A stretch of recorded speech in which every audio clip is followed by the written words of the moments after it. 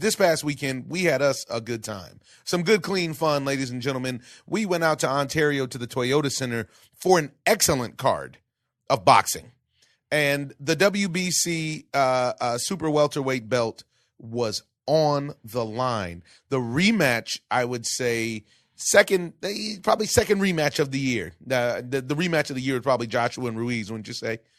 And this is definitely because but they're big boys. I would go with this fight now after you see them both. After you see them, but you didn't know Andy Ruiz was situation. You'd be like 300 pounds, but he would have lost anyway. I don't know about big man on his toes. I don't know about big man on his toes, John. Big man was very cautiously on his toes. But it don't matter. He got the job done. He fought. He boxed. I mean, he got the job done with the 300-pound man. He put his face in the sand. What big man couldn't even raise his arms up. They couldn't get him up. But this weekend was the rematch. It was Houston versus Detroit. It was a Jermell Charlo with his brother Jermall Charlo in tow at the arena versus Detroit's Tony Harrison, who, by the way, talked absolutely, positively reckless in the time since he took Charlo's belt. It was a very controversial decision that he won that fight back in, what was that, late 2018? Yeah. It was almost a year ago to the date. Yep, and so a lot of people didn't agree with it. You didn't agree with it. I didn't agree with it. Charlo won that fight. Definitely. And what I will say is that Harrison came to fight this time. It was a way more competitive fight than the first one. And way more. he eventually wrote a check that his behind could not cash, but it got cashed. Yeah, he got it just at his expense. And that was what Charlo said at the end of in the final presser. They asked him, "Do you have anything to say before the fight?" He said, "Yeah, get the smelling salts ready." And that young man was so angry. We went out there and watched him train. And that young man was so angry. Derek James had him completely ready for the fight. And the only thing that was holding Charlo back was that he was too angry. Yeah. And he got too anxious. He couldn't get his chi together. That was it. There was no flow. It was just a... It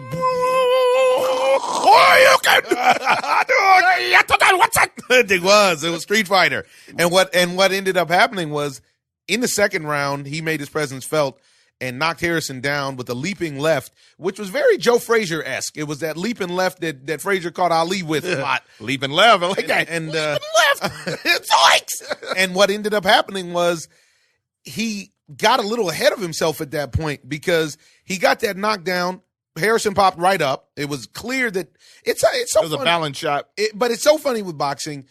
It's always the shots you don't see that do the damage. Right. And for some reason, I don't know if it was peripheral vision or what, but Tony Harrison could not see that left all night. And it seemed like something that Derek had picked up in the past and they worked on because you saw him come out in the beginning of the fight looking for that left. He went out there. Multiple jabs. And a left. And a left. He followed the jab up with the left. And this time, in the second round, what ended up happening was he threw the left, no jab. Mm-hmm. He didn't lead with the jab. He just jumped with the left. And he's so athletic, Jermell, that he kind of springs on Harrison, and Harrison didn't know what to do with himself, so he got down on the floor. Put your booty on the floor. He got down on the floor, but he popped right up and went to work. I mean, over the next 8 rounds, this was one of the more competitive fights that you'll see all year. Yeah. Because Jermell seemed like he was very interested in banging for some reason. Even though he wanted to bang with the banger. Clearly more athletic. Yeah, and I feel like Jermell is a way better boxer than what he showed the other night. Yeah. He showed you his dimensions last night, on this weekend, because he used his skill set. I don't really particularly like to see him fight like that. I want to see him use his jab and use his athleticism. He took a lot of punishment. He showed a great chin. He showed a crazy chin. And body work, because Tony Harrison invested in the body. He kept catching him with that liver shot. I look back at the when I rewatched the fight, and I look back at it, I can see that he looked a little discouraged to me in his corner. Harrison? No, Charlo. Charlo. Oh, really? Around the 7th or 8th round, I do believe it was. I'm not. That's when I looked at you and I said, I don't know if he's winning the fight. You could pick that up on his body language. We were sitting literally in the corner, so we couldn't see how he looked facing out. That's interesting. I didn't get the chance to rewatch the fight yet. Watch it 3 times now. You're a junkie. You're gonna have to face it. I'm addicted to sports. Might as well face it. You're addicted to sports. Yeah. So 3 times. Wow. But in that, he looks discouraged. Derek is trying to give him guidance that he listened to and didn't listen to. But he executed the game plan at the same time. It was weird. He had to incorporate his own. But Now, what was Harrison's corner saying? Well, they liked what he was doing. He looked They good. should have liked what he was doing. Yeah. You know what? Charlo wanted to run this fast action, blah, blah, blah. Even when they first jumped out, Harrison was calm. He weathered the storm. He was within himself. He weathered the storm, and he dropped major bombs. He didn't throw as many punches, but he landed a higher percentage, I would say. They actually barely had a difference in punches thrown and landed, which was crazy. Yeah, it's just CompuBox because I don't, CompuBox. Yeah, I don't know I don't even know if they use CompuBox over there, which which I'm happy about. Yeah. But they said that they were pretty tight on what the punches landed and everything, which is it looked. You can see it after you watch the fight again. You can see actually, the equal how the equivalent or whatever.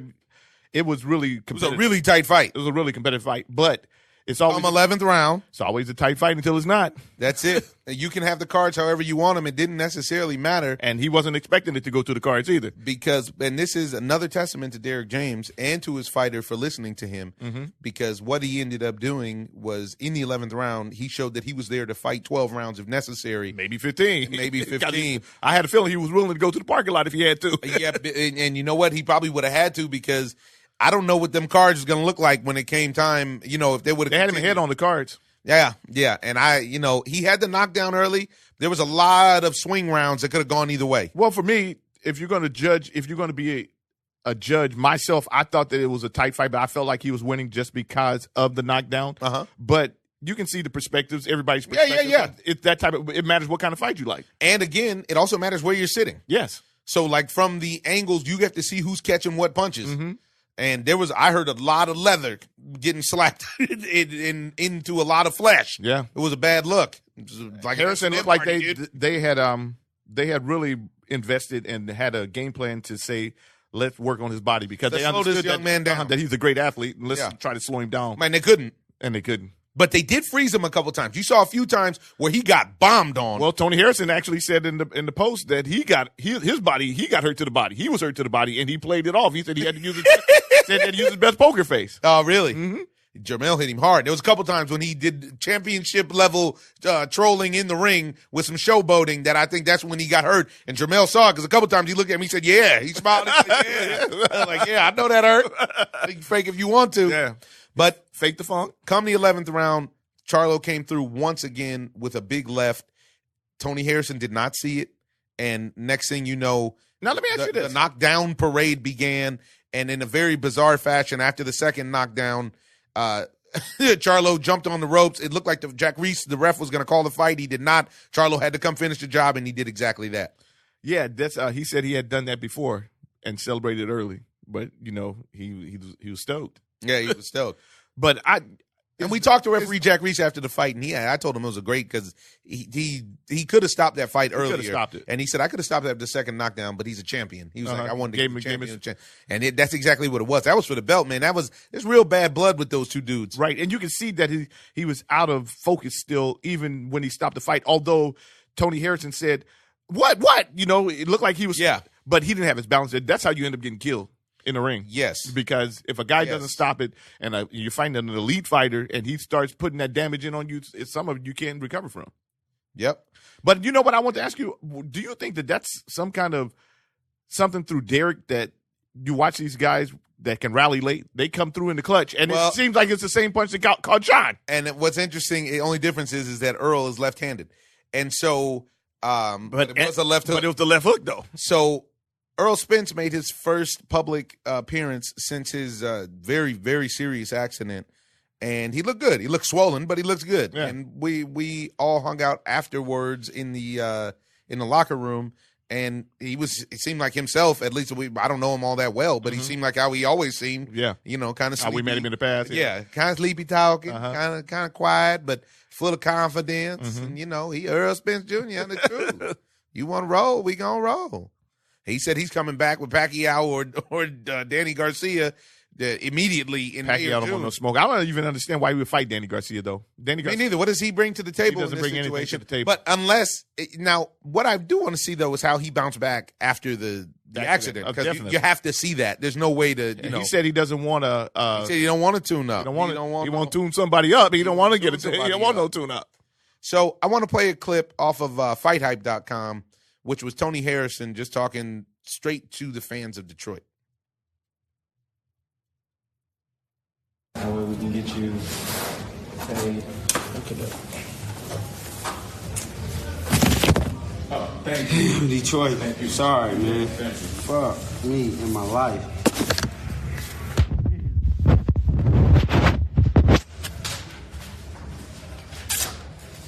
One shot, man, can get his car slipping.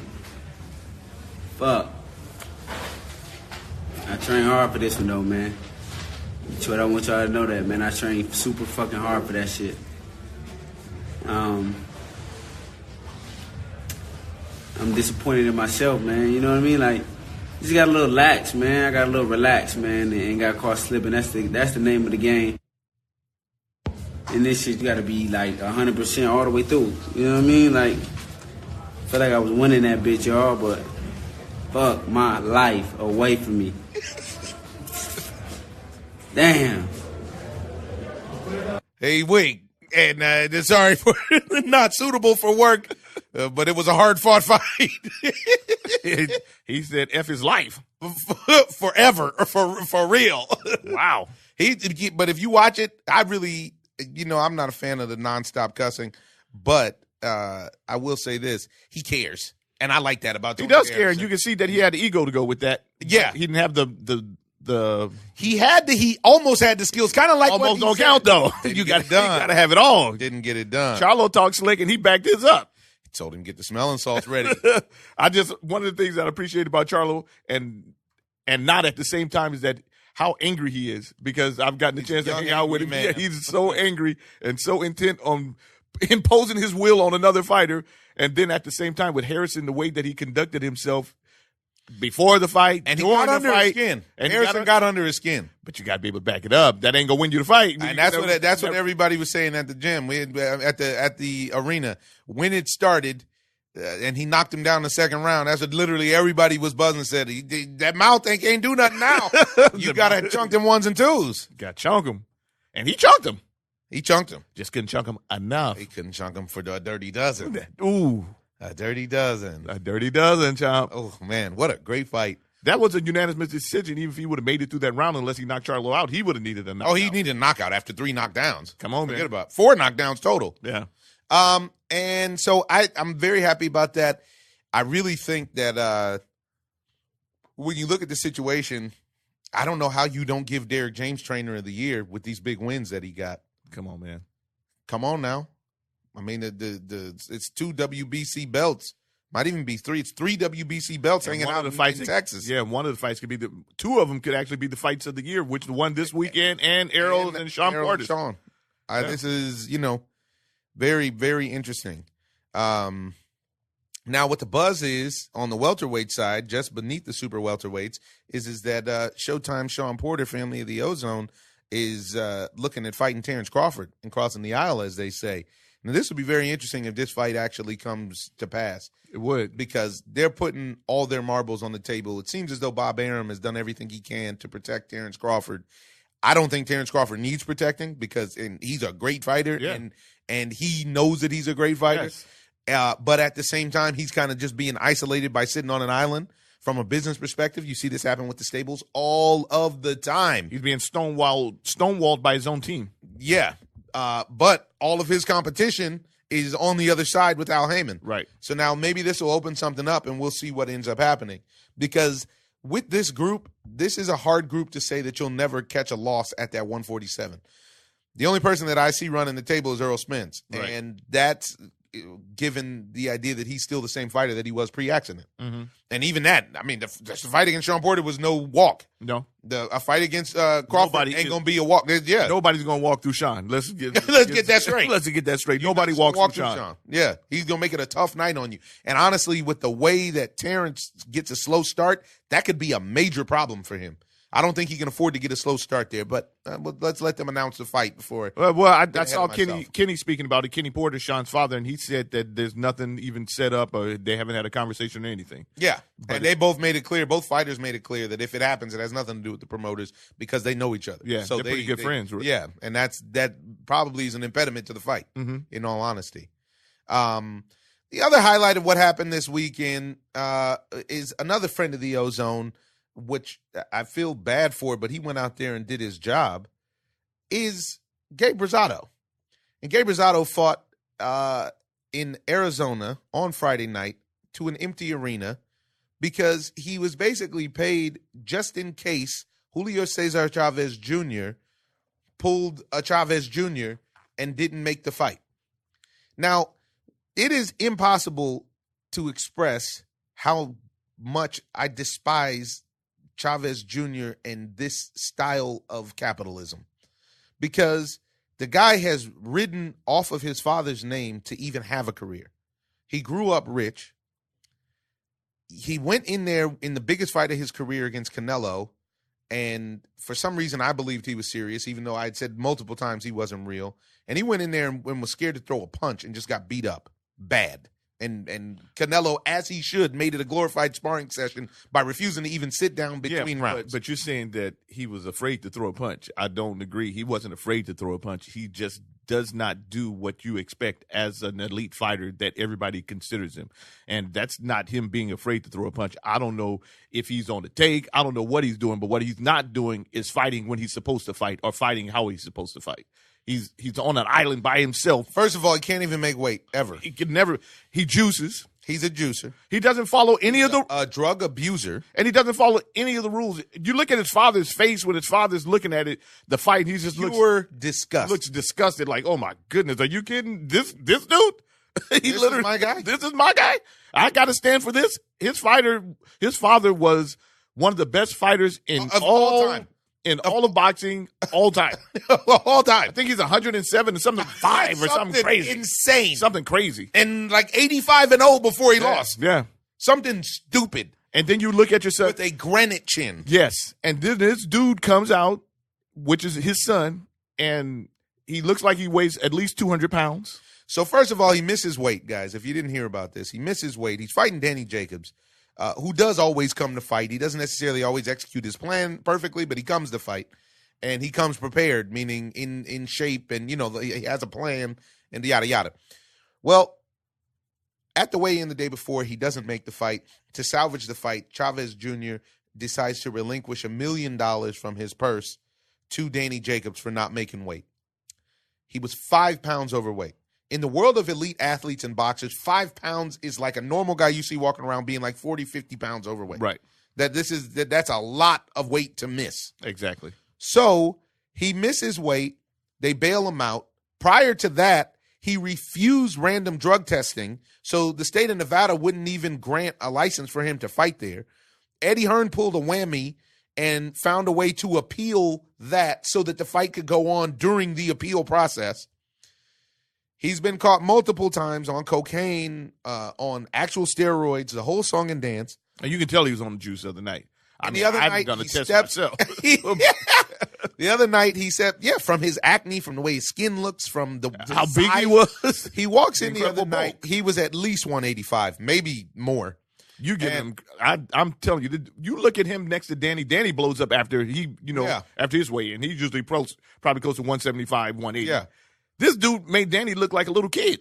And he hit Danny with a couple jabs that moved Danny.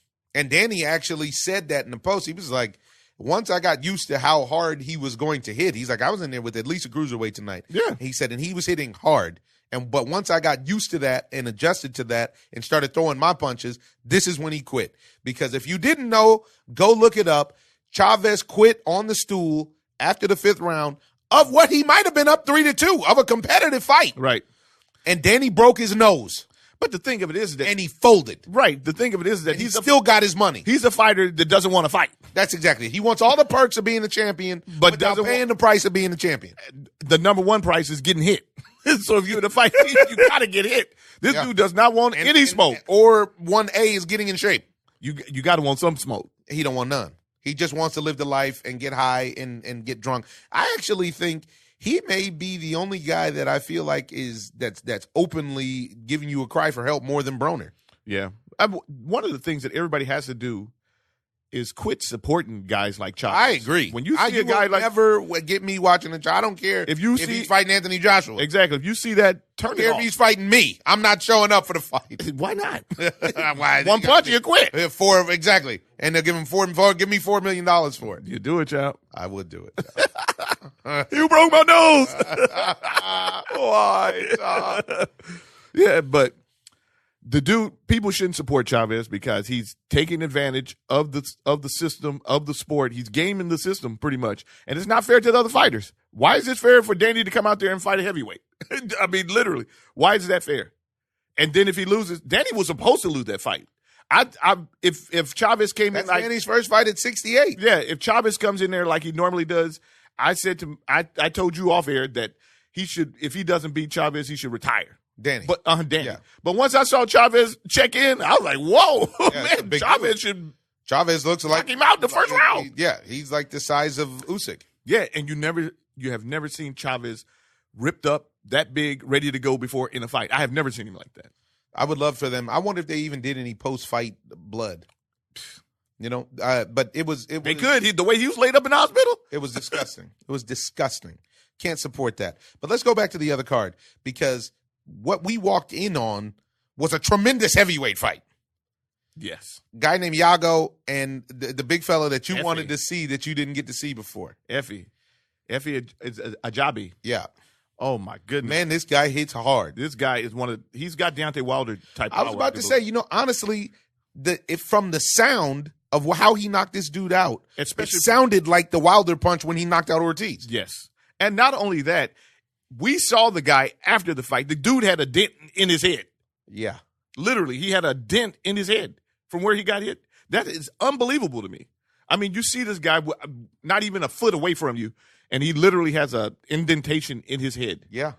And this guy hits so hard, but I like F.A., but he needs to get head movement. He got to get head movement because he actually had the dude stumbling and decided to walk right in, and that big fella wasn't playing with him. Big boys don't play. Yeah, and put him down. He was looking at the lights. But the big boy, got up. Yeah, he got up. But he got up quick, too. Did. Got hit right on the button. F.A. looks like he has the potential to be a great fighter, but he's going to have to practice and hone his skill set, or otherwise he's going to be looking at the lights a lot because the elite fighters are not going to let him slide by not moving his head.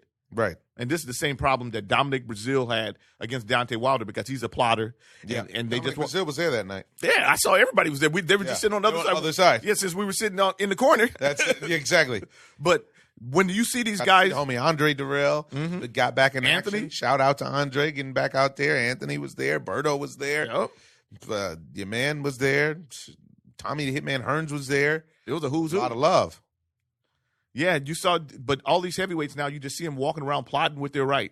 That's it. That's all they want to do. And that's why that's why I really like what Joshua does and even Ruiz, because they're they can throw punches with both of their hands, not just loading up on one hand. They can, like we saw the little guy. Tyson Fury. Yeah, and Tyson Fury. They'll throw the left and then come back with a hook with the left. You can't just sit there and walk around with the right. Everybody knows what you're trying to do, dude. Yeah. That's like me sitting on a fastball. These people, but the difference is that some reason nobody's getting taught how to avoid that one punch. Right. And give their own punishment. Right. Just read an article over at Bad Left Hook about Jojo Diaz is more trouble in paradise at Golden Boy. Jojo Diaz is not happy with his situation, with the size of his purses, and he's on the card for a big fight that he's been talking crazy about on Super Bowl weekend in Miami with against Tevin Farmer. That's a fight I want to see. But having all these problems doesn't help. Yeah, I think they'll get their money together because it's a lot of money going around in boxing right now. Yeah, and you should be getting yours. Yeah, and especially when you talk about DAZN. DAZN is not going to let people not get paid. I don't get that feeling. And I wonder how much it has to do with DAZN and how much it has to do with your, whatever deal you have with your promotional company. Right. Well, I think that one of the ways that you have a problem is that with Golden Boy and the rest of the promoters is that these fighters don't have long-term contracts. With that, they can actually walk away. And if you can walk away and go jump to Al Heyman or anybody else, now you sort of have some kind of leverage. It's almost like the running back not showing up for what the preseason. Right. And it's the only leverage that you really have. Right. Yeah, it's true. And your boy, the other big heavyweight that everybody talks about all the time, Daniel Dubois fought this past weekend as well. and he put a second round. He put a cat named Kyotaro Fujimoto asleep out in London. To my boy, had to do it. He had to do it. I landed a sweet shot, and that was good night, mate. That's it. But this is that guy's somebody to keep an eye on. There's some heavyweights out there that might make some noise. I'm like to see the heavyweight division waking back up. Yeah. I mean, this is the only reason why when you think about the fight of the year, because if I go back to the fight of the year, this fight this past weekend was a great fight, but it wouldn't be the best fight of the year. It would have to be Deontay Wilder. That was earlier this year, correct? Yeah. And Errol Spence and Sean Porter. The only reason why I don't take the Errol Spence and Sean Porter fight over Tyson Fury and Deontay Wilder is because it's the heavyweights. But no. That was last. I want to say that was last year. Was that this year? I think it was beginning of this year. I thought it was the end of last year. I can't. That was my fight of the year. But I think that was the end of last year. But and if that's so, then I would take that Nonito Donaire. I still haven't got to see it yet. You're cheating yourself. Yeah, Get I off heard the mic I heard that. and go watch. Drop it. That fight, man. Wow, Nonito showed so much heart. Are you crazy? That's our man. We're going to get Nonito on here. He said he's coming on. Yeah. But that was a great fight. Trainer of the year, I got a question. I got a feeling you know who you want. You too. Yeah, hashtag me too on this one, for sure. I'm with Derek James. He's Sharp James. He got the job done. Yep. Having a hard time remembering the first half of the year of the fights. CTE?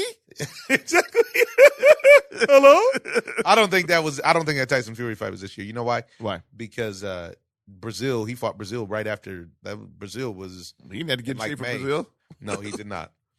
It was 2018, December 1st. There you go, Ernesto. There Woo-hoo-hoo. you go. Ernie on the scene. Usually Like that. Ernie's over there asleep during the sports part of the podcast.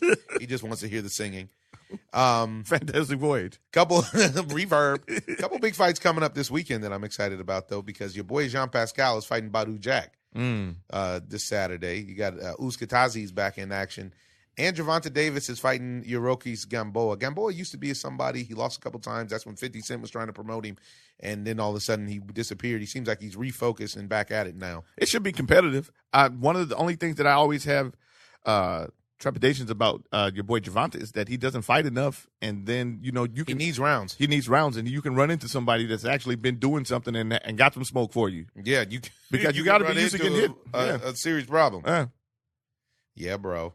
Wow, so many great fights out right there. on. It's a lot of great fights coming up next year. You got Anthony Joshua versus Usyk, probably. Yep. It's mandatory. I've never seen Mikey Garcia's back in the ring. Yeah. With Jesse Vargas. For some reason, he's saying at 147. I don't know why, I don't either. Go down to 140 and dominate. but I guess he wants to push himself because he doesn't feel like these guys are even competitive with him. He looks great at in his division, Right. but I don't think he can get the big fights, Yeah. which is a stable issue again. Yeah, because he's like out of that. He's out of all the stables. And he had a bad situation happen with them.